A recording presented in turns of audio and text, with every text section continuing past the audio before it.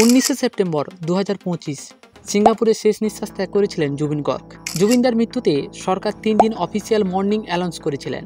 এরপর জুবিনদার মৃতদেহ যখন এয়ারপোর্টে আনা হয়,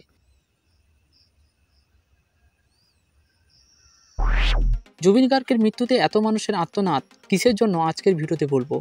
23 সেপ্টেম্বর জুবিন গর্গের শেষ সংস্কারের সময় কয়েক লাখ মানুষের ভিড়, যা মাইকেল জ্যাকসনের শেষ সংস্কারের সঙ্গে তুলনা করা হয়েছে। জুবিন গার্গের শেষ সংস্কারে বিশ্বের 4 নম্বর ভিড় দেখা গিয়েছিল। এত মানুষের ভালোবাসা শুধু গানের জন্য নয়। 1990 সালে জুবিন গর্গ মিউজিক দুনিয়ায় পা দিয়েছিলেন। 1992 সালে আসাম পার্টি গোলাগুলির সময় জুবিন গর্গের প্রথম অ্যালবাম অনামিকার রাতোরাত ভাইরাল হয়।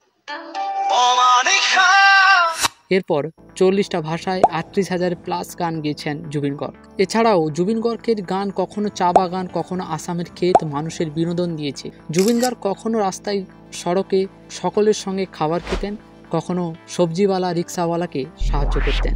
কোভিডের সময় জুবিন তার 2টা ঘর কোভিড কেয়ার সেন্টারের জন্য দিয়েছিলেন। মে 2018 বলিউড অ্যাক্টর গোবিন্দা মা কামাখ্যা মন্দিরে পশু বলি দিতে চাইলে জুবিন তার প্রতিবাদ করে বলেছিলেন, গোবিন্দা মা কামাখ্যাকে খুশি করতে চাইলে নিজের বলি দেওয়া উচিত। আসাম সরকার সিকিউরিটি প্রোভাইড করলে জুবিন গর্গ সিধা না বলে দেয়, জানায় এত লোকের মাঝে সে অনেক সেফ। জুবিন পরিবেশ নিয়ে সচেতন ছিলেন। মোদী সরকার CAA চালু করতে চাইলে জুবিন জানায় সে বেঁচে থাকাকালীন CAA চালু হতে দেবে না। এছাড়াও বিয়ে, মেডিকেল ফি, স্কুল কলেজের অ্যাডমিশন, যখন যে সাহায্য চেয়েছেন জুবিন গর্গ সাহায্য করেছেন।